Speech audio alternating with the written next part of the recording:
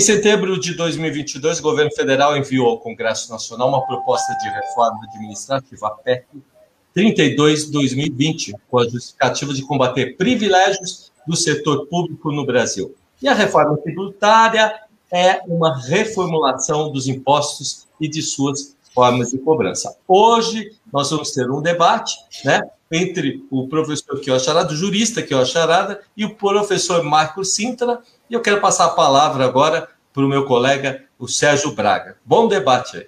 Bom, que responsabilidade, né, Walter? Muito obrigado pelo convite. Boa noite, professor Quiosh. Boa noite, professor Marco Sintra. É um prazer falar com vocês. Um assunto até que tanto quanto é falado ultimamente, mas pouco conhecido na essência, né? Muita gente fala da reforma tributária, muita gente fala da reforma administrativa, mas, antes de mais nada, boa noite, professor Marco Sintra. Boa noite, professor Quiosh. Boa noite, tudo bom? Boa noite, prazer estar com vocês aí hoje. Prazer é todo nosso. Bom, nós temos aí vários aspectos, né, com relação a essa discussão que já vem sendo travada há um bom tempo no Congresso, mas antes de reforma tributária, fala-se em uma reforma administrativa. Qual que seria o caminho? O que seria antes da reforma tributária, antes uma reforma administrativa ou vice-versa? Eu gostaria de começar pelo professor Marco Sintra para falar exatamente sobre essa lógica. Primeiro, reforma administrativa ou primeiro, reforma tributária, professor? Ô Braga, se a gente for analisar do ponto de vista estritamente lógico, não é? Uma vez que o sistema tributário ele é feito para arrecadar recursos para o Estado desempenhar as suas funções, o normal seria que a reforma administrativa, a reforma do Estado, a reforma que defina quanto o governo vai gastar, qual o seu papel, qual o seu tamanho, qual é a sua função, seja definido em primeiro lugar. E aí o sistema tributário se ajusta a essa necessidade. Mas esse é um raciocínio estritamente lógico. Eu acho que do ponto de vista político, as duas poderiam caminhar concomitantemente. E quando eu vejo, primeiro vai uma, depois vai a outra, é mais uma desculpa, porque está havendo alguma dificuldade aqui ou ali, então preferem seguir por um caminho diferenciado, mas eu acho que o ideal seria se todas as reformas pudessem caminhar conjuntamente. Aliás, eu acho que esse é um dos grandes problemas que o governo Bolsonaro teve.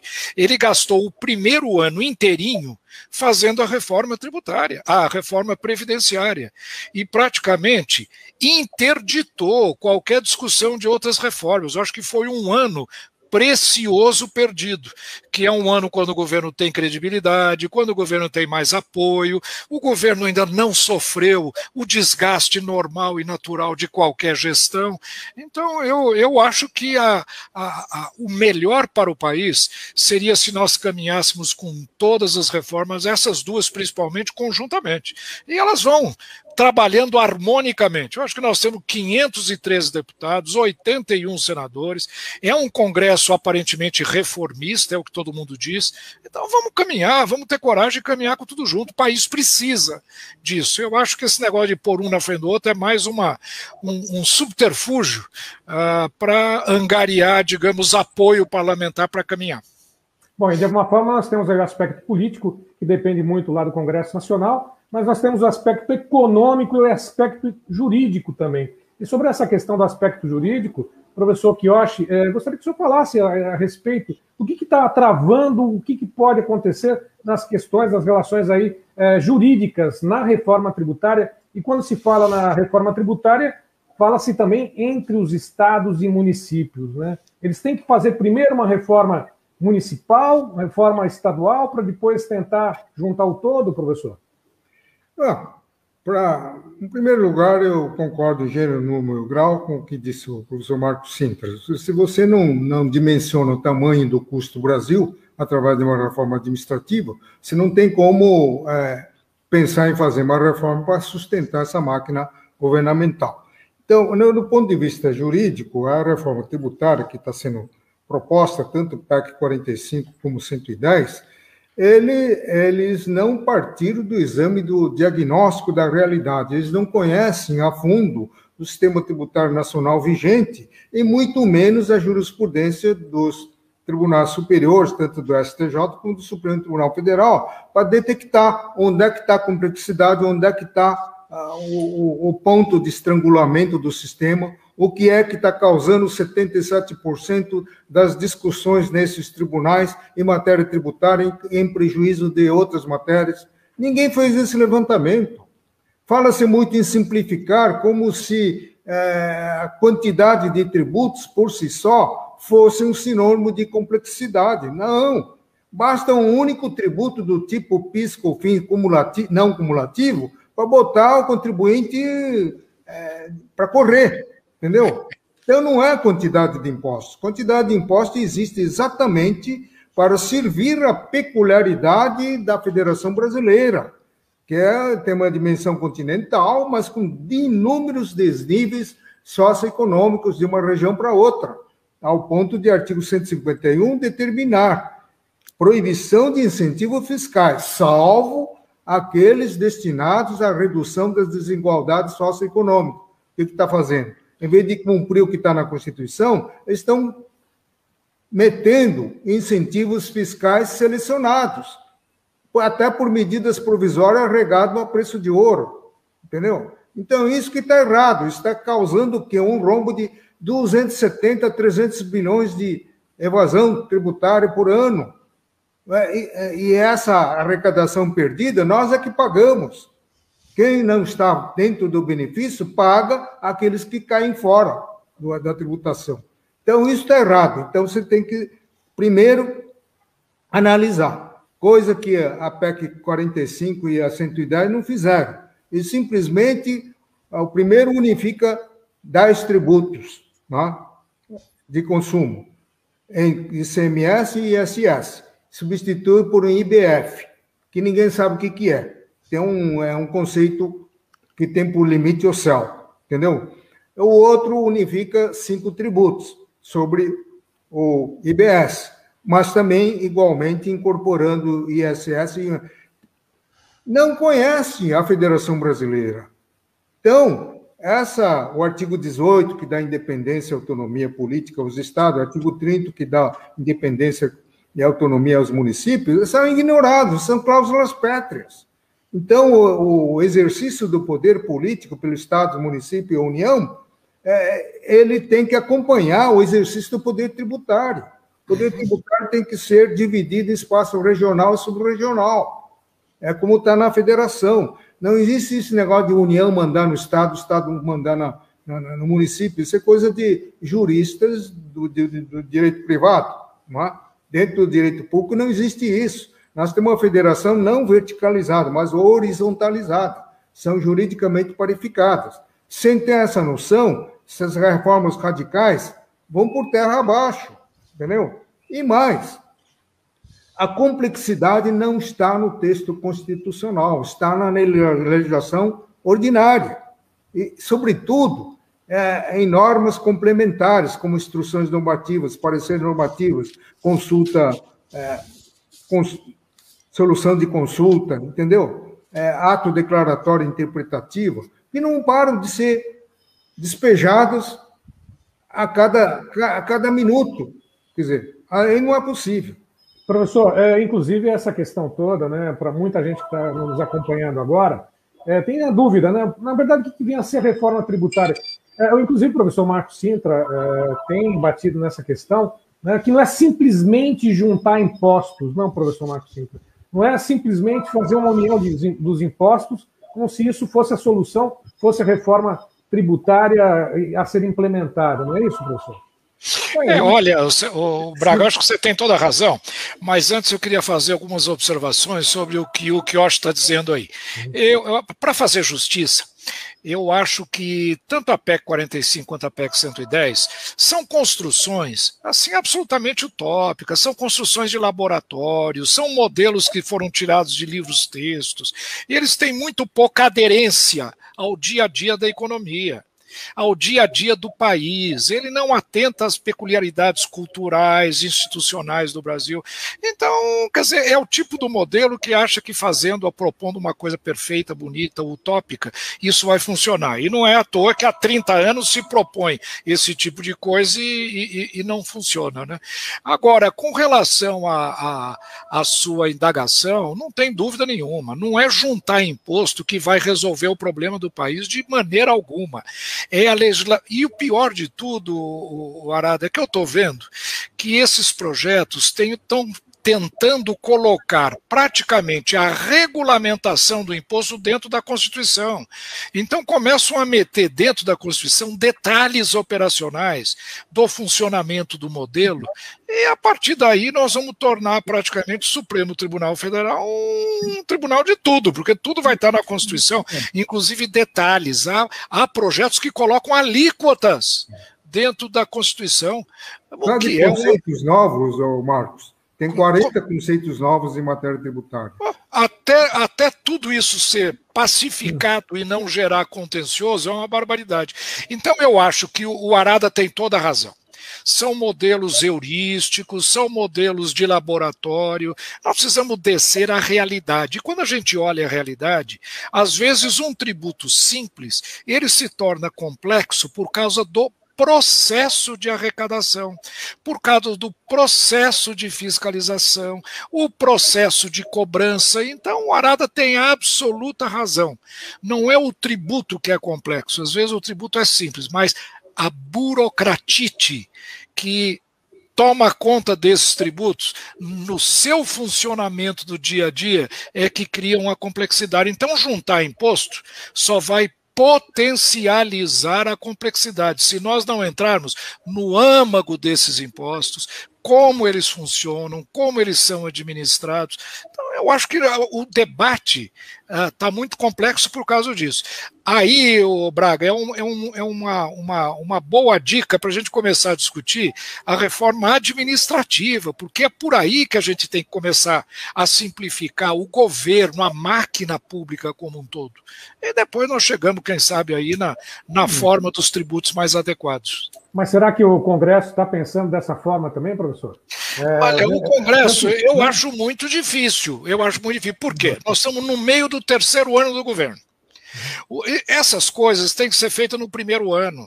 Quando o governo tem credibilidade, não tem desgaste, aquilo que eu já falei agora. No terceiro ano é difícil. E existe a anterioridade da questão tributária também. O que praticamente, se a gente não aprovar tudo esse ano, já só vai valer em 2022 e aí todo mundo vai deixar para frente. E o pior, aí o Arada pode dizer muito melhor que eu, existe o famigerado direito adquirido. Então todo mundo está cheio de direitos adquiridos, ninguém consegue reformar nada.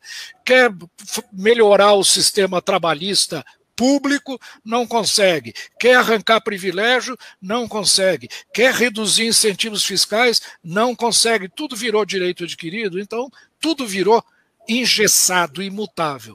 Essa é o grande X das reformas no Brasil.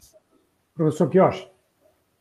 Bom, eu acho que eu não acredito nesse Congresso. Entendeu? O Congresso não trabalha com lógica nem com bom senso. Uma vez num congresso internacional sobre energia, o ministro Delfim Neto falou: isso que você está falando, Arada, é muito lógico, é muito simples, é muito natural, é racional. Não vai passar no Congresso. Porque lá a palavra lógica, não é uma palavra proscrita. Não se pode. Então, eu não acredito. Então o governo falou assim, não vamos fazer reforma radical, vamos fatiar essa reforma, vamos começar com reforma infraconstitucional, unificando os tributos que têm o mesmo fato gerador. Então aconteceu a unificação do PIS/COFINS, que nós já discutimos, né, professor Marcos Sintra, entendeu? Eu faço esse projeto de lei com 7 artigos. Definir o fato gerador da nova contribuição unificada, o nome não interessa. É o fato gerador, o contribuinte, a base de cálculo, a alíquota e o regime, cumulativo e não cumulativo. Mais nada. Alguém fez, o ministro Paulo Guedes, 131 artigos e não conseguiu definir o fato gerador da nova contribuição sobre bens e serviços. Entendeu? 131 artigos. Agora, para unificar imposto de renda, contribuição social sobre lucro líquido, que tem o mesmo fato gerador, eu disse, eu faria isso com 2 artigos. O primeiro, abolindo a lei número tal, revogando a lei número tal que criou a contribuição social. Segundo artigo, dizendo que entra em vigor na data da publicação. Ponto, não precisa mais nada. Se for na mão do burocrata lá do Ministério da Economia, vamos fazer 140 artigos. Entendeu? Assim não é possível. Porque o Brasil caminha para burocracia. Esse negócio de passar do regime burocrático ao regime, como é que chama? O regime privado, esse daí, o regime, modelo gerencial, né? Palavra da moda. Você conversa para poder dormir, continua a burocracia do mesmo jeito. Entendeu? O Congresso não consegue se livrar dessa burocracia. Eles fazem normas e mais normas com nenhuma efetividade, nenhuma preocupação com a efetividade. Entendeu? Então, como se a lei por si só operasse, produzisse um resultado por si só, sem que ninguém tenha que meter a mão na massa, ninguém tenha que arregaçar a manga, entendeu? Isso não funciona. Agora, professor Marcos Sintra, professor Kiyoshi, diante desse debate, a gente vem, eu já, inclusive, em algumas ocasiões, conversei com o professor Marcos Sintra, também com o professor Kiyoshi, em outra oportunidade, há vários anos, 3 décadas praticamente, de discussões. Por quanto tempo mais nós vamos discutir e quanto tempo mais nós vamos acompanhar esse debate? Se vai acontecer essa reforma tributária ou não? Porque administrativa, ao que tudo indica, não há interesse também de alguns privilégios serem cortados ou até mesmo modificados, né? Desoneração de folha, mais uma série de contratações, né?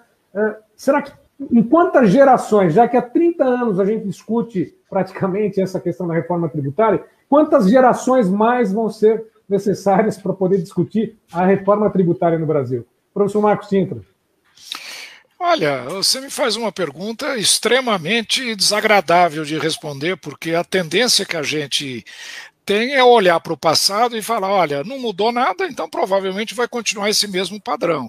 Só que eu acho que nós já estamos chegando a um ponto de absoluta intolerância com relação ao sistema tributário.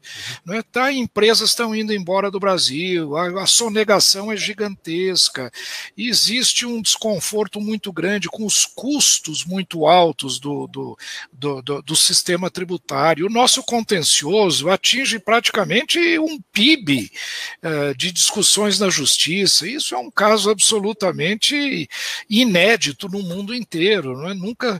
Então, eu acho que nós estamos chegando num ponto de absoluta saturação. Eu acho que vai chegar um momento onde todo mundo fala, olha, nós temos que fazer uma reforma tributária, mas sem pensar em interesses do setor A, do setor B, do setor C.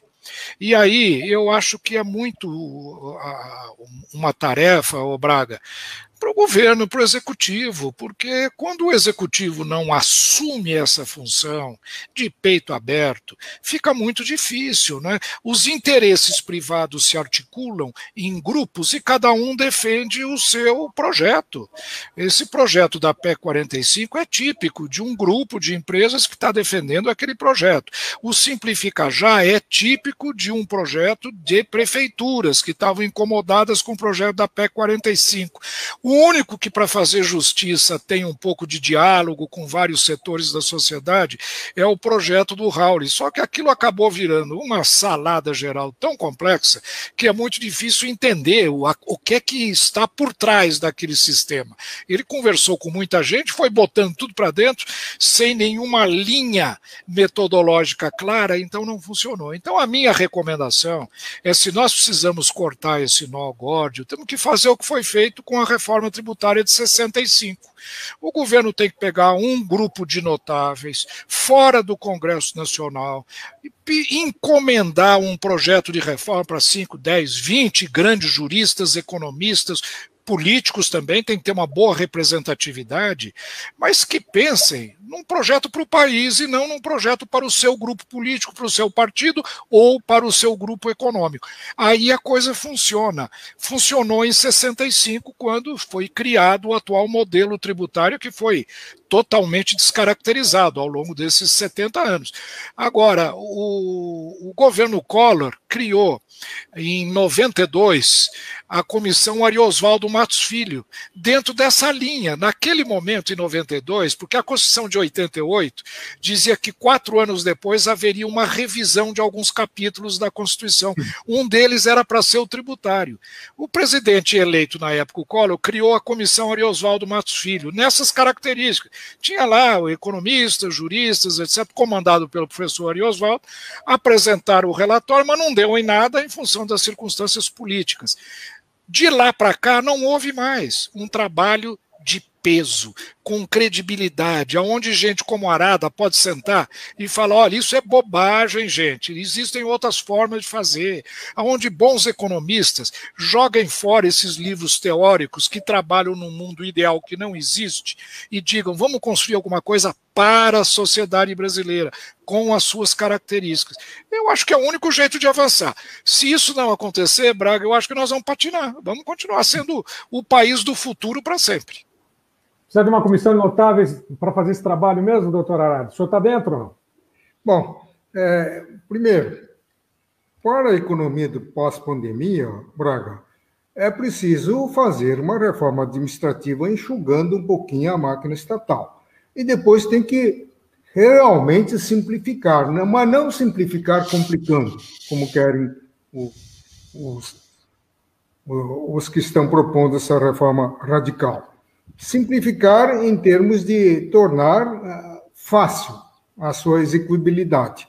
Então, dentro desse raciocínio, o governo não vai conseguir, o Congresso não vai conseguir fazer uma reforma com essa visão de simplificação.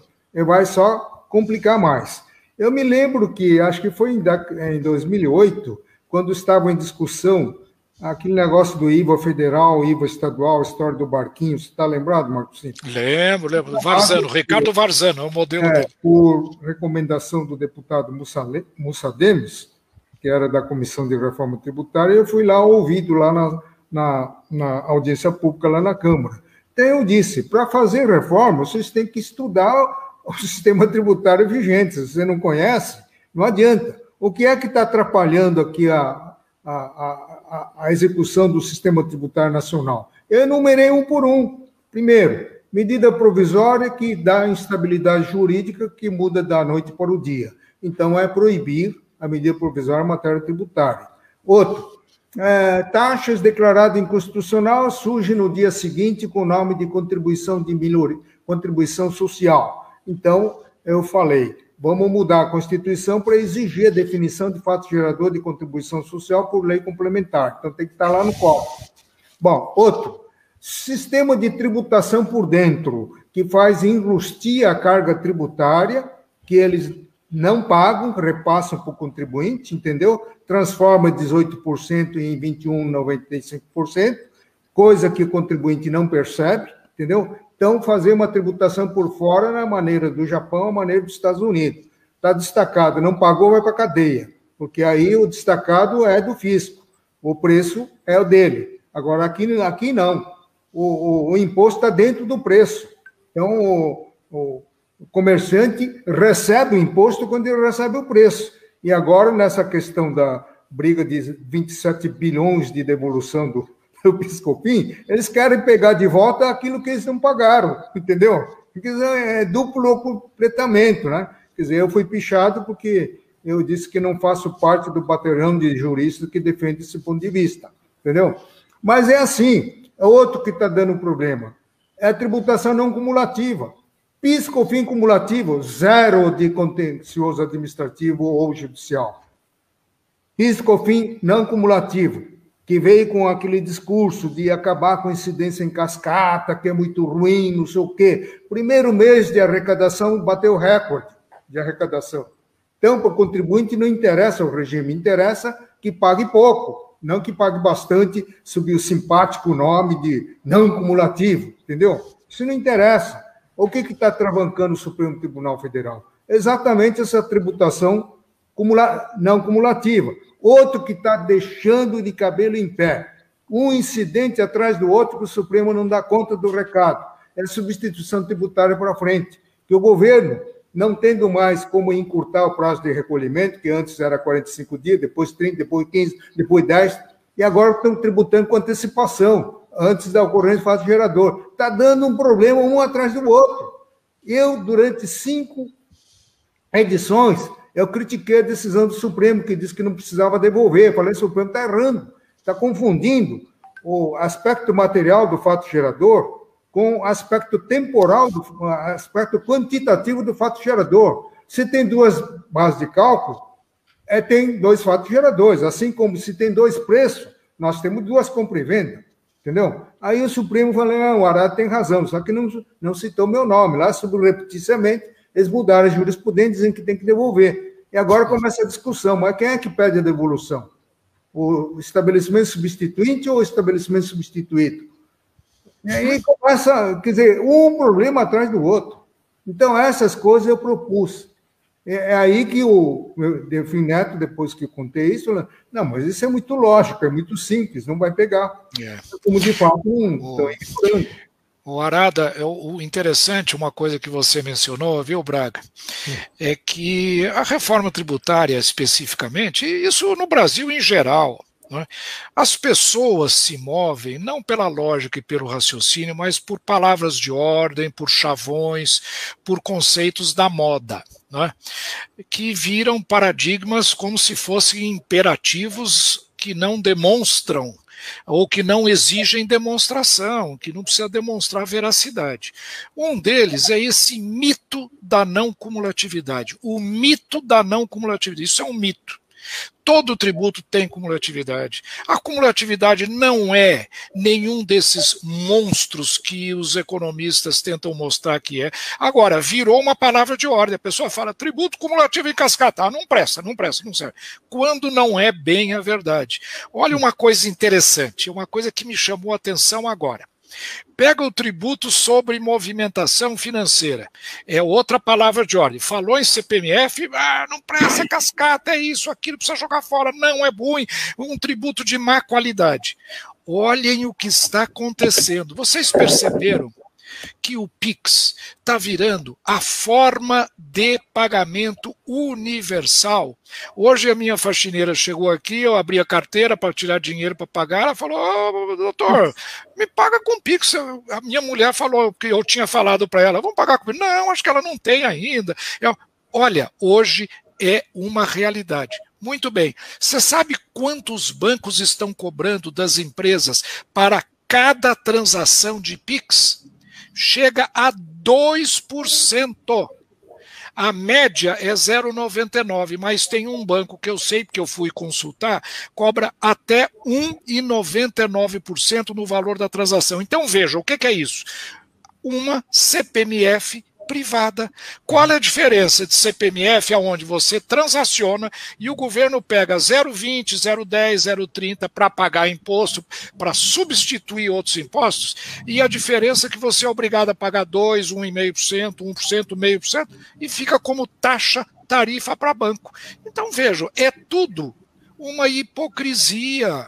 Fatos econômicos concretos que são apedrejados como ineficientes, etc., quando interessam a determinados setores, eles são usados com outra roupagem, com outro nome, com outra justificativa, mas não existe diferença entre PIX e CPMF. O CPMF é uma CPMF privada e o PIX é uma CPMF, aliás, o PIX é uma CPMF privada e a CPMF é uma CPMF pública. Então, a gente vive em cima de ilusões. É por isso que eu concordo, viu, Arada? Às vezes não há lógica. Tem muito chavão, palavra de ordem, muito preconceito. Inclusive, antes do professor Arada fazer as considerações, eu estava recebendo aqui a informação que o senador Álvaro Dias está acompanhando conosco, o Mário Covas Neto também está acompanhando essa transmissão, e várias outras pessoas mandando mensagem.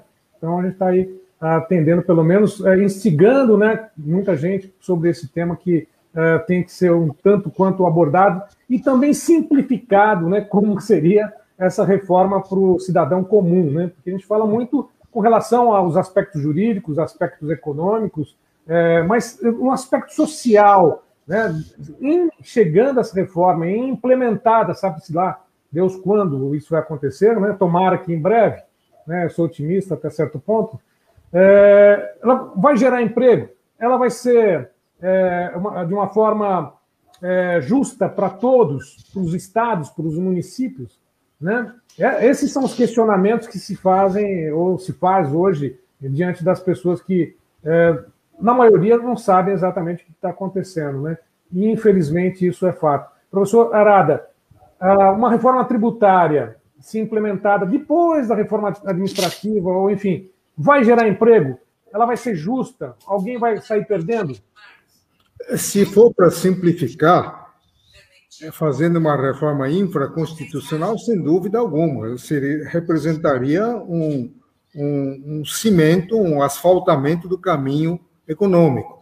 Agora, do jeito que ele estava tentando fazer, felizmente o presidente da Câmara deu uma puxada de tapete e acabou com aquela comissão mista, né? Que era um desastre, né? Quer dizer, reunia 45 com 110, pensando os defeitos de uma e de outra, né? Então, não dava certo. Agora, no nível constitucional, como disse anteriormente, você não precisa fazer uma reforma para destruir a federação. Faz uma reforma pontual. É só mexer um aqui, outro lá. Para acabar com a medida provisória, é só acrescentar uma letra no artigo 62. Para definir fato gerador de contribuição social, é só acrescentar um item no artigo 146. Está faltando vontade política, então, professor? Para proibir a tributação antecipada, é só inverter, em vez de ficar facultado a responsabilidade pelo pagamento do tributo, pelo fato gerador presumido, coloca lá, fica proibido. É só mudar uma palavra só, entendeu? Regime não cumulativo, é só botar um artigo, que a contribuição social tem que obedecer ao regime cumulativo. Onde que está a dificuldade de você fazer isso na Constituição? Isso qualquer segundanista de direito consegue fazer. Agora, inventar uma reforma tributária radical, trazendo da Europa um modelo próprio para um país unitário, um país de França, por exemplo, tem quantos, não chega nem um quarto do território brasileiro, a população 35 mil, 38 milhões, aqui contra 212 milhões, quer dizer, não cabe, né? Quer dizer, e trouxeram pela metade. Lá não existe, lá na Europa, nenhum país que mete uma alíquota uniforme de 25% para tudo. Lá tem 20, 25, mas tem a flexibilização, 18, 16, 14, 6, até 0. E aqui não, 25 para todo mundo. Entendeu? Então, é um modelo que já não deveria se inspirar no modelo europeu. E, mesmo assim, ainda trouxe um modelo distorcido do modelo europeu. Entendeu? Ele fez pior. Eu nunca vi, agora todo mundo está aplaudindo sob a bandeira da simplicidade, né? Eu acho que simplicidade mudou de sentido, né? E sob a simpática bandeira da novidade, né? Então, a novidade aqui no Brasil chama atenção, né? Tudo que é novo, todo mundo quer aderir, né? Mas, Arada, uma coisa que me chama a atenção é que esses modelos que estão sendo adotados, seja na PEC 45, principalmente na PEC 45, mas também na PEC 110, até mesmo no Simplifica Já, são modelos heurísticos, são modelos que não se aplicam nem na Europa. Esse negócio de dizer que é modelo europeu não é nada. São modelos perfeitos de laboratório, como eu falei. Agora, o que o Braga mencionou ali, por falta de vontade política, eu queria responder isso na minha visão, Braga. Eu acho que as coisas não estão saindo do lugar no Brasil, não é por falta de nada disso, não, nem falta de lógica política, não, viu, Arada? Eu acho que é por falta de liderança política. Nós não temos sido capazes de construir uma liderança política legítima, com apoio popular. É lógico que é muito difícil num país tão desigual como o nosso, onde os níveis educacionais são tão ruins, mas um mínimo de coerência, credibilidade, postura tem que existir. E eu acho que se nós tivéssemos uma liderança política boa, embasada em projetos técnicos bem feitos, Isso dá para envolver o Congresso, Arada, que tem gente muito boa lá também, tem gente muito boa, eu acho que dá para envolver. Existem líderes no Congresso que estão, a exemplo do senador Álvaro Dias, que está nos assistindo aqui, que é melhor referência do que essa. Tem um senador que não foi reeleito, acho que era o Romero Jucá, ele era muito bom, ele não foi reeleito, né? Aquele já é mais... O Álvaro Dias, eu tenho muita admiração por ele, muito respeito. Então, eu acredito que o Congresso, com uma boa liderança política no Executivo, com um grupo responsável, que tem uma visão, um projeto para o país, eu acho que as coisas caminhariam. Eu acho que nós estamos perdidos. É a sociedade que está perdida. Eu não ponho a culpa no Congresso, no parlamento, não. Eu acho que somos todos nós. Né? A nossa geração, Arada, não conseguiu, infelizmente, transformar o país do futuro no país do presente. Eu acho que nós falhamos. Mas esse é o caminho da busca da realização. Como você falou, é problema cultural. Tudo se resolve na cultura. Problema cultural. Desde o Brasil Império, nós cultivamos o individualismo, que abre o abismo entre o andar de cima e o andar de baixo, contra o coletivismo do japonês, por exemplo, que constrói ponte, que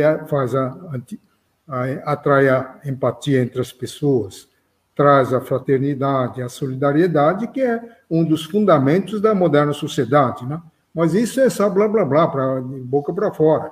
Ninguém pratica isso daí, entendeu? Então, qualquer um de nós que seja eleito o supremo mandatário do país, ele confunde o interesse do Estado com o interesse da família dele, interesse próprio. Pois é isso. Entendeu? Então, é isso que está acontecendo, entendeu? Agora... Professor, desculpa, inclusive, interrompê-lo. Eu fiquei aqui com uma mosquinha aqui, né, na orelha, com uma pulga, né? O professor Marcos Sintra estava falando que precisa de liderança, mas onde está essa liderança? Já nasceu essa liderança? Então, quando chega essa liderança para poder tomar frente, ela é abafada, ela é engolida por aquilo que a gente imagina que aconteça no Planalto Central, professor Marcos Sintra? Olha, a liderança, ela brota da sociedade. Não é um líder que plasma uma sociedade. Ele mostra caminhos, ele envolve, ele desenvolve projetos, mas é a sociedade que precisa evoluir. Eu queria chamar a atenção o seguinte: o Brasil já teve um projeto nacional. Nós não podemos esquecer que até a década de 60, o país, Arada, cresceu a taxas médias superiores à taxa japonesa. Durante 70, do final da Primeira Guerra até a década de 70, praticamente, o Brasil foi o país que mais cresceu no mundo. É o mesmo pessoal que está aí. Nós tínhamos uma liderança política, criticável ou não, tínhamos, mas eu acho que a sociedade brasileira tinha um projeto. Qual era o projeto? Transformar uma sociedade agrária, que a partir da crise de 30 começou a mostrar dificuldades enormes para o andamento do país, numa sociedade industrializada. E industrializamos o país e em praticamente 60 anos construímos um país razoavelmente moderno, com todo tipo de desvio, de problemas, etc. Então, nós precisamos olhar, você falou bem, eu acho que é a nossa cultura de alguma maneira, mas nós nos perdemos, eu não sei aonde, e não sei qual é o mecanismo que vai deflagrar um novo processo virtuoso de construção desse projeto nacional. A sociedade é que tem que fazer. Nós estamos perdidos hoje. Eu acho que hoje nós perdemos identidade, não sabemos qual é o... Quando eu vejo um show de música sertaneja e todo mundo vestido de cowboy do faroeste, com bota pontuda, com chapéu de faroeste texano, aqueles cintos todos... Quer dizer, nós perdemos a nossa identidade, a nossa característica, perdemos a vontade nacional. Eu acho que isso aqui isso um líder pode fazer. Está faltando no país, despertar isso. Porque nós fomos, durante muito tempo, uma nação exemplo, gente. Lideramos o processo de crescimento mundial, criamos uma classe média importante, industrializamos o país, mas, de repente, tudo foi destruído.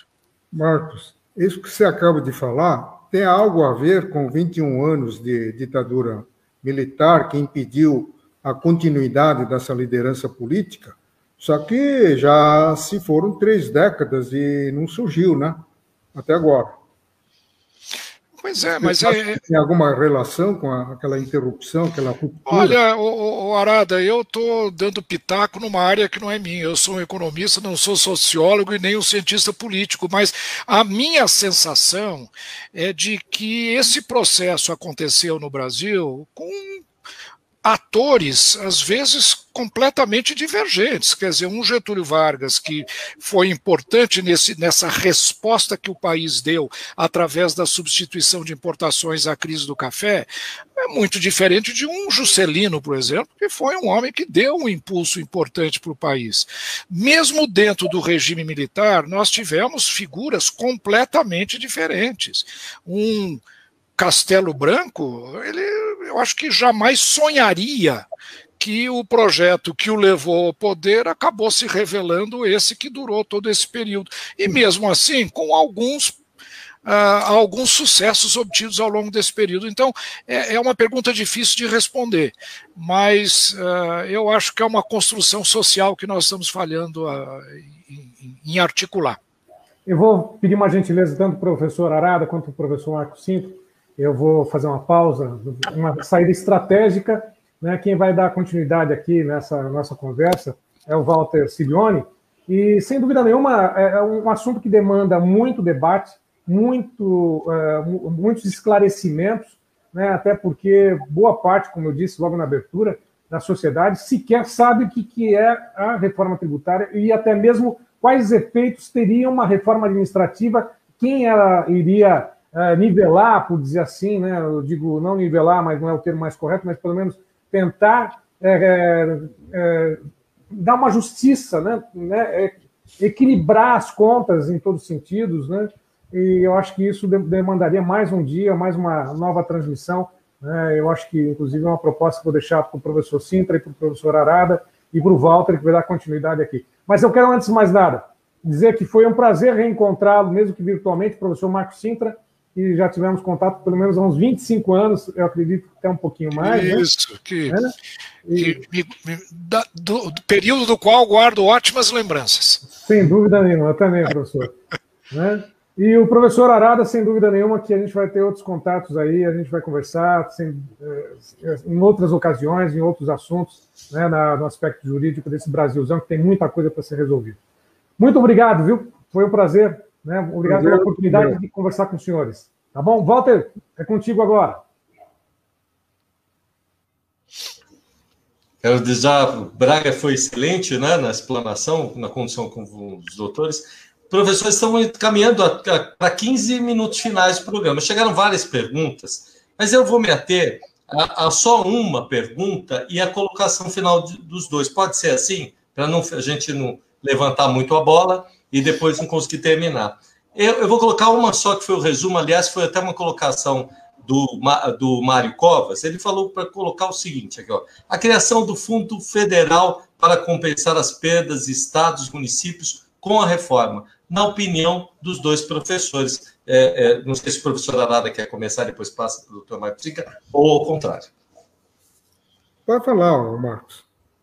Como? Pode começar, professor. Olha, esse fundo está sendo, em realidade, um pomo de discórdia entre os articuladores da PEC 45 e o próprio governo federal. Eu não sei se é esse fundo que o vereador Mário Covas estava se referindo, mas o que me parece muito importante é o seguinte: se nós temos uma federação, existe, logicamente, algum nível de corresponsabilidade entre União, Estados e municípios, e a tradição brasileira tem sido essa.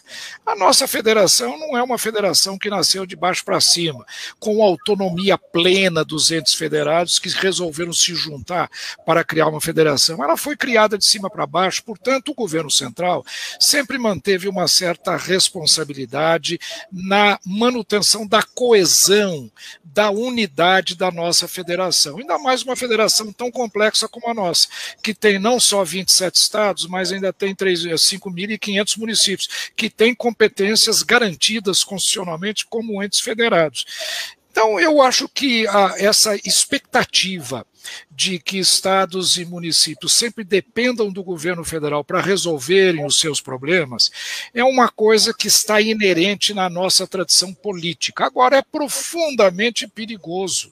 Por quê? Isso gera aquele risco, não é, latente de uma certa irresponsabilidade, porque quando a coisa realmente fica complexa, apelam ao governo federal, que é obrigado, então, a criar fundos, a fazer transferências, a partilhar recursos. Ou seja, a nossa federação não tem a característica de uma verdadeira federação, onde cada ente tem autonomia, competência e responsabilidade pela manutenção do seu ente federado. Na PEC 45, essa está sendo uma das exigências feitas pelos secretários de Finanças para que a PEC 45 seja aprovada, ou seja, a criação de um fundo de desenvolvimento regional para, de alguma maneira, compensar eventual perda de arrecadação de estados que vão perder ou de regiões que poderiam perder a arrecadação, e esse fundo foi estimado em 500 bilhões de reais. No momento, com uma crise fiscal gigantesca como essa, não há como avançar. Então, veja, são propostas assim um pouco inviáveis, aonde se espera que o governo federal faça milagre, não pode aumentar a arrecadação, não deve, a nossa carga tributária é absurdamente elevada para um país com as características socioeconômicas do Brasil.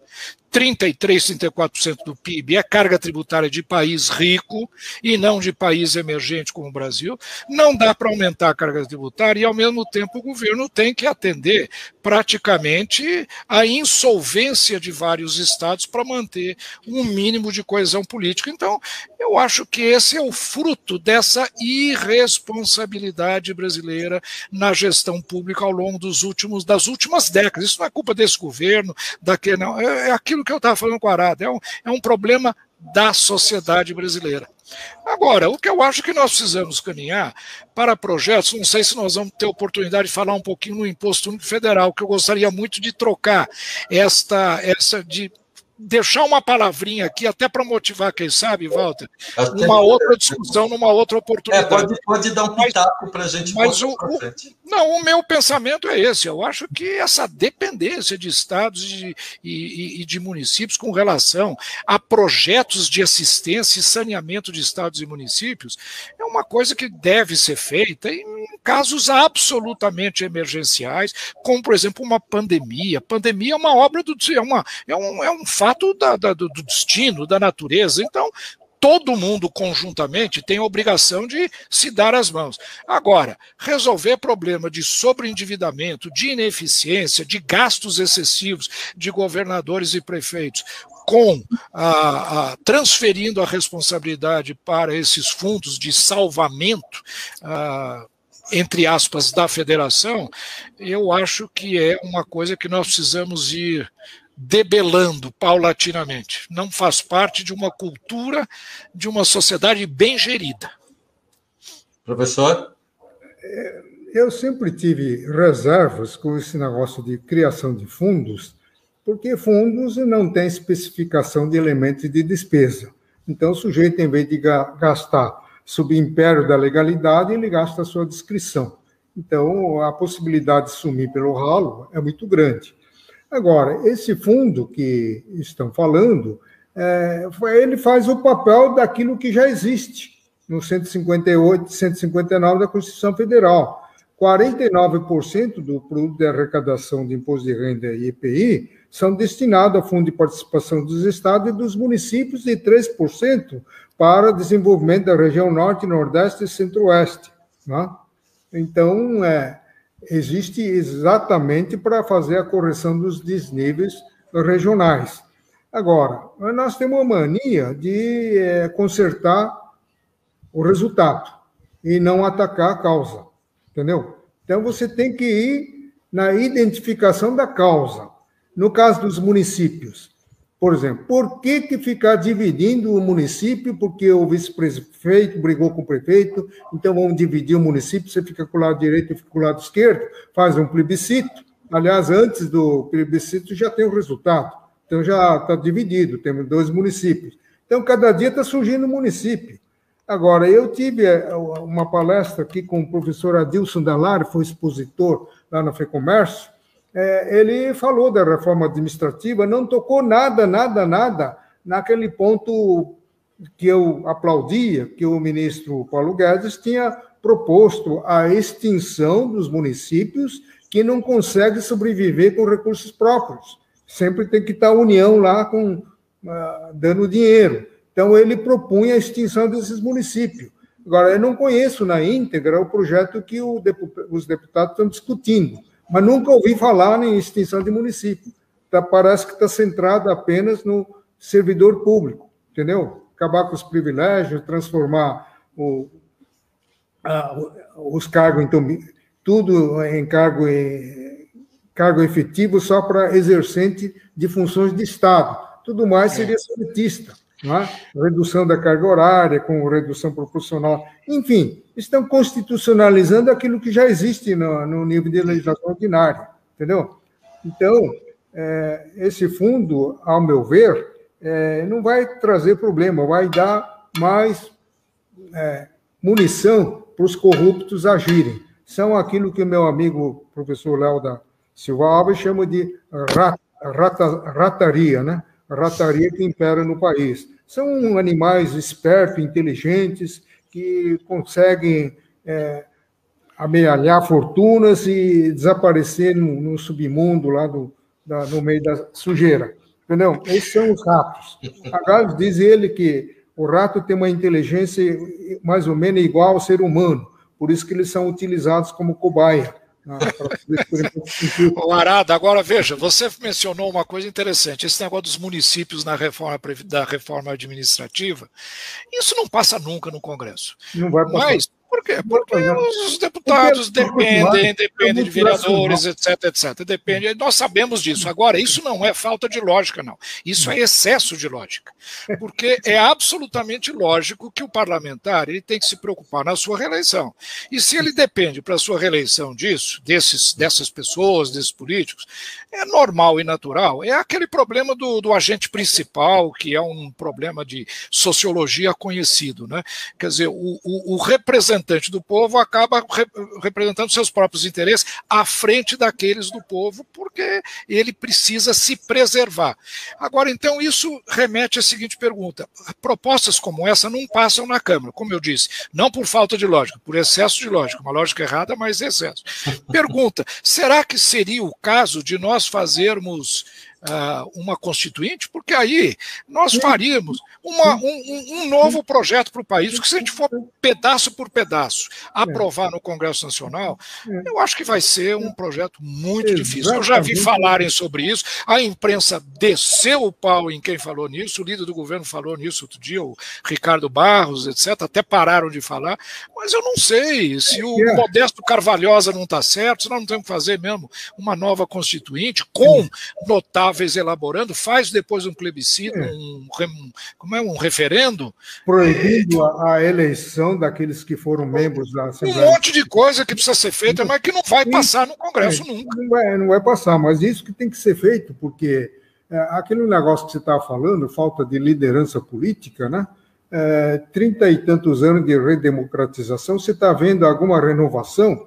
Então, o sujeito fica aí sempre sendo reeleito, né, um atrás do outro, e quando por uma questão de doença ou velhice, eles se retiram, aí quando menos espera, você vê o filho dele, o sobrinho, o irmão. Uma atividade hereditária política. Um para outro para exercer essa profissão desgastante, profissão patriótica, que não dá oportunidade para você descansar, entendeu? Tem um patriotismo fala tão alto que ele tem que frequentar, ser parlamentar com bengala na mão, entendeu? E mas, Arada, ele transmite esse patriotismo para o seu filho, entendeu? É verdade. Então não há renovação. Assim não vai surgir líder de coisa nenhuma. Quando você mencionou se o regime militar, de alguma maneira, foi responsável por esse processo de desgaste das nossas lideranças, etc., esse é um ponto muito importante. Eu acho que foram 25 anos onde novas lideranças políticas não foram criadas, pelo contrário, elas foram sufocadas, entendeu? Não houve o crescimento de um ambiente propício à formação de boas lideranças durante 25 anos no país.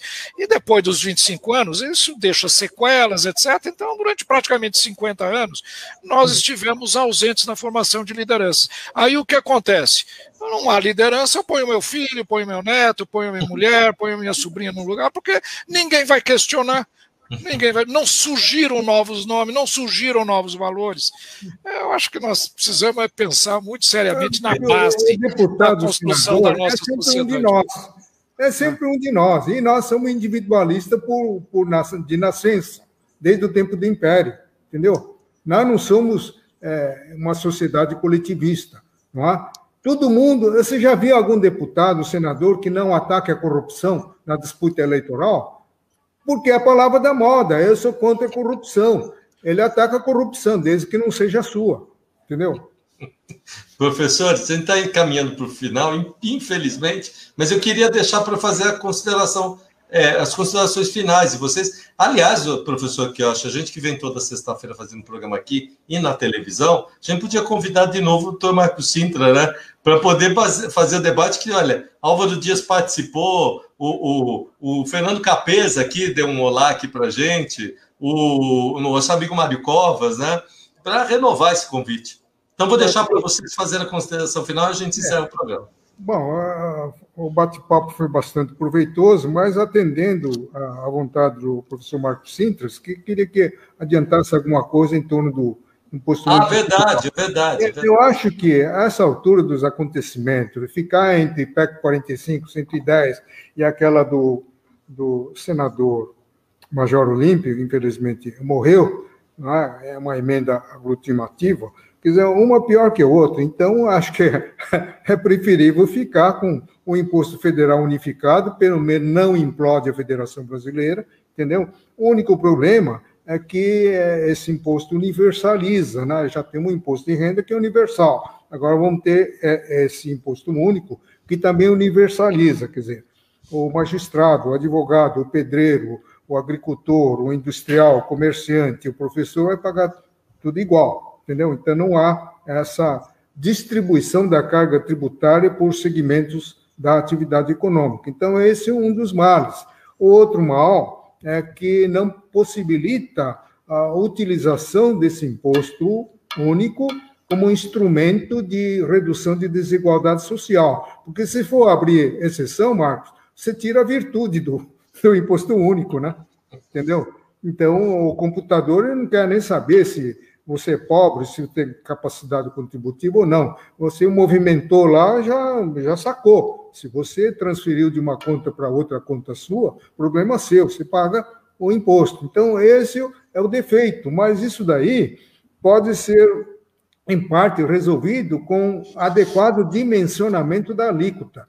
Evidente que é diferente da CPMF, porque a CPMF veio como um tributo a mais, então poderia ser uma alíquota bem baixa. Agora, isso daqui, ele não é um tributo a mais, ele vem substituir todos aqueles tributos federais. Então, aí o problema realmente fica um pouco meio difícil, né? Mas o professor Marcos deve ter a receita para isso.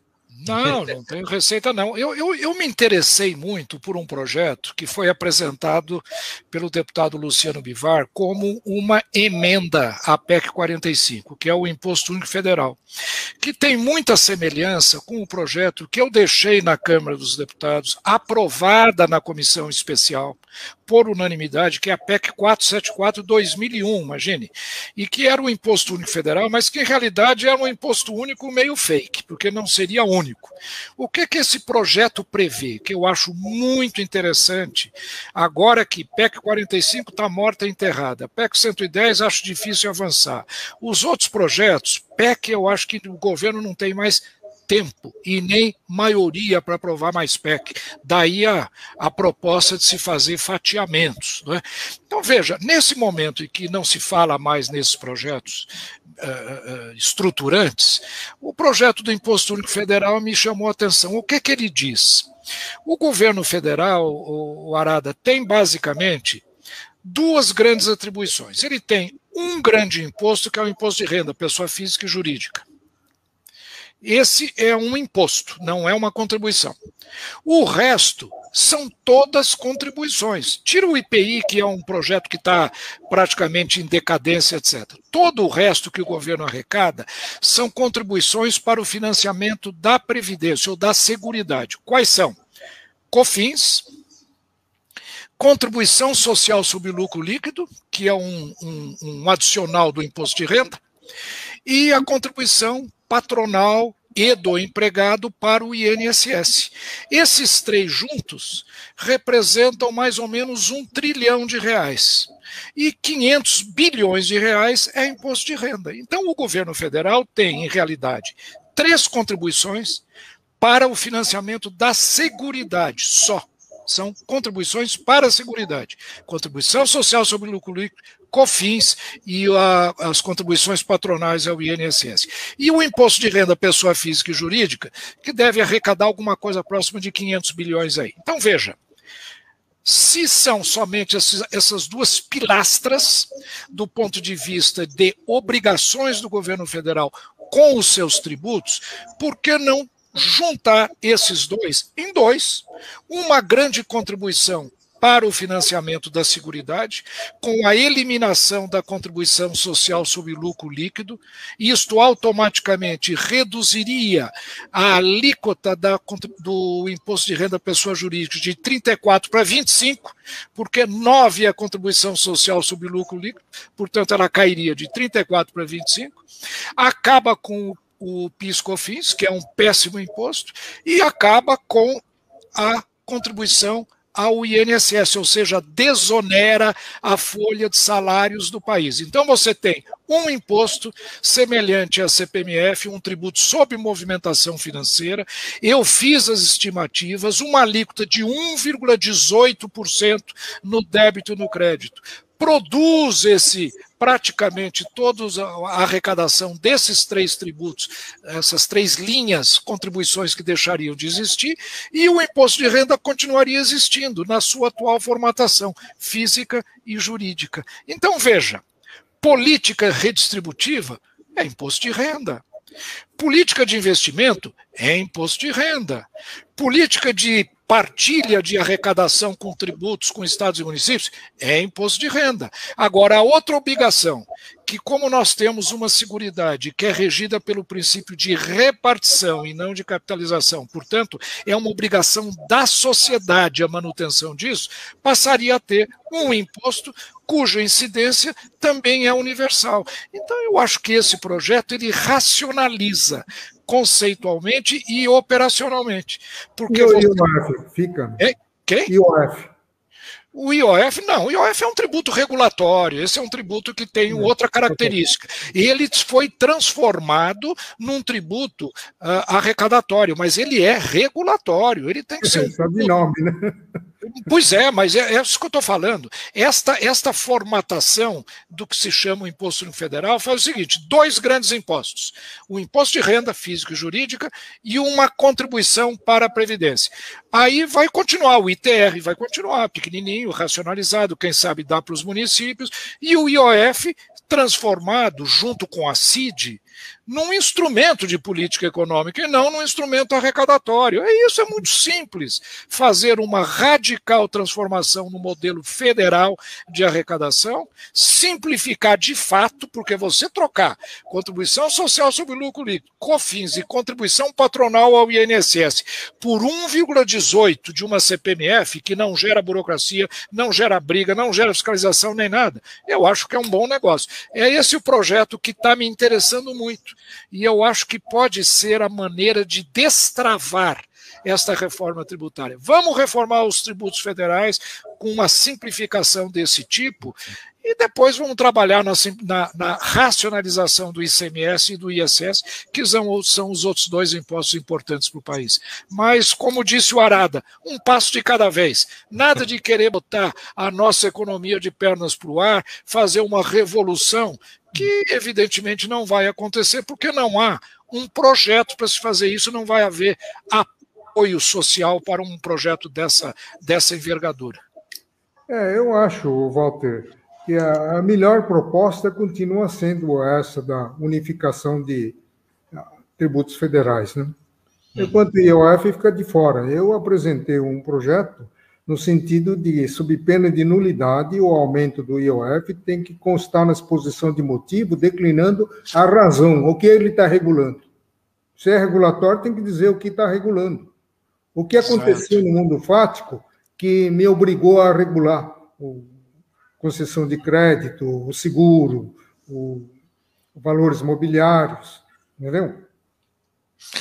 Inclusive, esse projeto do Imposto Único Federal, ele implanta um tributo sobre movimentação financeira para substituir todos os tributos com características fiscais, né? Tributos com características extrafiscais, como é o caso, por exemplo, de CID, deveria ser do IOF, eles continuam existindo. O PIS, por exemplo, FGTS, isso continua existindo. Isso é salário diferido, isso não é tributo, isso não é imposto. Né? Então, veja, é uma coisa racional, mas que não destrói tudo que foi construído institucionalmente ao longo desse tempo. Agora, você ter um IOF, por exemplo, com características de tributo arrecadatório é uma distorção, e você se lembra, quando acabaram com a CPMF em 2007, que tinha alíquota de 0,38, aproveitar o fato gerador do IOF e transferir os mesmos 0,38 para operações de crédito, câmbio, seguro, etc. Para quê? Para gerar arrecadação. Deixou de ser um tributo regulatório para ser um tributo arrecadatório. Foi uma distorção. Isso tem que acabar, não tem dúvida. Professor, a gente já está chegando no finalzinho, então vamos partir e convidar para o próximo programa, mas partir para as considerações finais. Vou deixar aí com professor Marco Sintra e depois o professor Charada. Bom, eu só posso agradecer. Se você quiser me convidar para outros debates, estou à disposição. Desde que, mas eu vou impor uma condição. Desde que o professor Arada esteja junto também.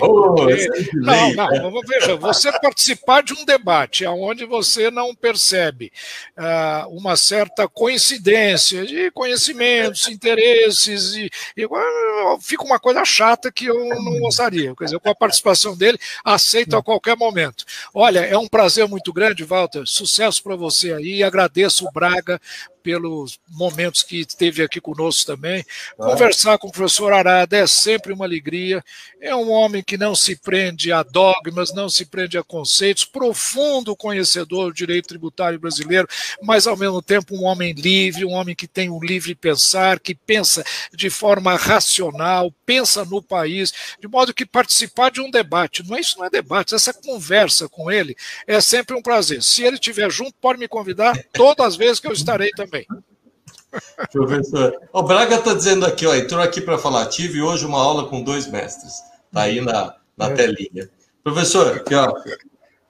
Bom, foi muito gratificante esse encontro, esse bate-papo. Agradeço bastante o Sérgio Braga, o Walter, o professor Marco Sintra, e teremos, sem dúvida alguma, uma outra oportunidade para voltarmos a discutir essa proposta de imposto único que, no momento, me parece que é o único viável, né? Como eu falei antes, ele, pelo menos, mantém intacto a estrutura federativa do país, né? Então, eu acho que vale a pena a gente aprofundar esse estudo em torno desse imposto único federal. Então, Obrigado aos dois, professor Charada, uma honra estar com o senhor toda sexta. Professor Marco Sintra, nem sei lhe dizer quantos anos que a gente já se conhece. Foi uma honra ter o senhor aqui. Viu? Obrigado. Isso, somos amigos. Mas, bom, eu que agradeço. O negócio do fundo, não é? Então, o meu livro, sucessivamente, vinha combatendo o sumiço de 20% da arrecadação do INSS ia para o DRU. né, que é Fundo Social de Emergência, depois Fundo Fiscal. Se o discurso do governo era que a Previdência está quebrando, eu dizia no meu livro, então por que você está tirando 20% da receita da Previdência Social? Não tem lógica. Bom, aí eles, subrepticiamente, eles promulgaram uma emenda, acho que 93 de 2016, aí não passaram mão no dinheiro da Previdência. Só que de 20 subiu para 30, a desvinculação, a 30% de desmontagem do orçamento. O orçamento já nasce desmontado 30%. E estenderam para os estados esse DRU. Essa tal de DRU foi para o estado. Então, na outra edição, eu escrevi, aqui está plantada a semente da quebradeira dos estados.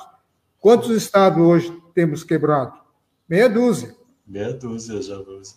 Culpa é verdade, eu lembro disso, você falou várias vezes nos seus programas. Porque DRU ninguém controla, não tem elemento de defesa.